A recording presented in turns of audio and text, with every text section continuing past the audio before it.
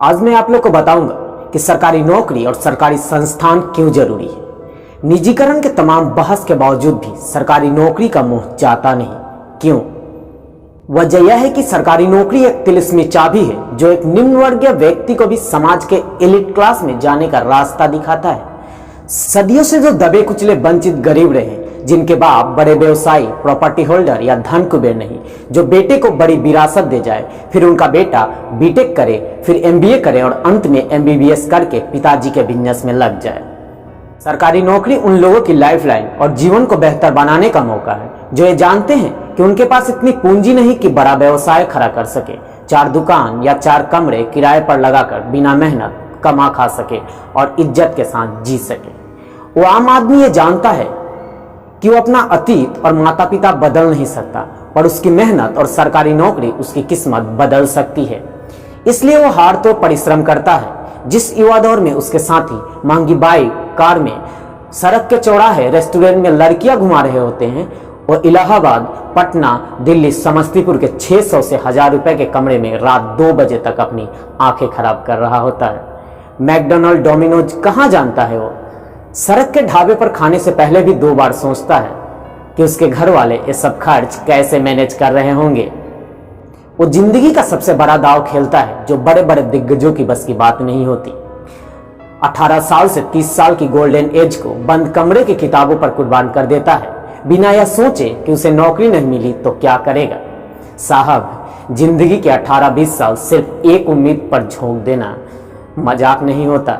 और जो आपको अभी सैलरी बहुत ज्यादा लगती है ना, ये सिर्फ आज के काम का नहीं, ये मुआवजा है उम्र के उस गोल्डन पीरियड की कुर्बानी का जो उसने सरकारी नौकरी के मोह में त्याग दिया। ऐसा भी नहीं होता कि सब सफल हो। दहाई और सैकड़ों की संख्या में सीट होती है और लाखों की संख्या में फॉर्म होते हैं। जनरल, एससी, एसटी, ओबीसी वाला समीकरण अगर हल हो भी जाए तो धांधली, कोर्ट का रिक्स, ये सब पचड़े से बचते हुए वो लड़ता है सिर्फ एक उम्मीद पर कि उसका जॉब लग जाएगा और उसकी लाइफ सेट हो जाएगी। उसे पता है कि बस सरकारी नौकरी ही उसके एलिट क्लास में घूमने का रास्ता है, क्योंकि जॉब मिलने के बाद जो दोस्त नजरें चुराकर भाग जाते थे वो भी गर्व से कहते हैं कि मेरा दोस्त फलाना कार्यालय में सरकारी नौकरी करता है, कोई काम होगा तो बताना। जिन घरों के दहलीज पर घुस नहीं सकते थे वहां से भी शादी के रिश्ते आने लगते हैं।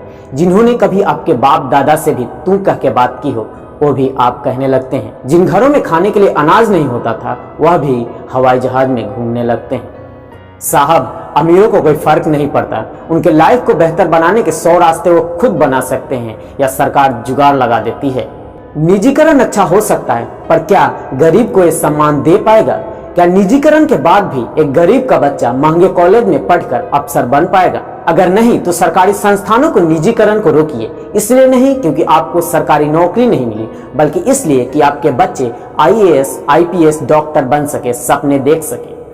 यह निजीकरण एक ऐसी व्यवस्था है जिसे अगर सही तरीके से पालन ना किया जाए तो ताकतवर और ताकतवर होते जाते हैं और कमजोर होते जाते हैं।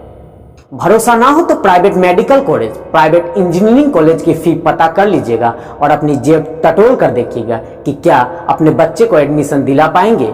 जवाब अपने आप मिल जाएगा कि सरकारी संस्थान क्यों जरूरी है।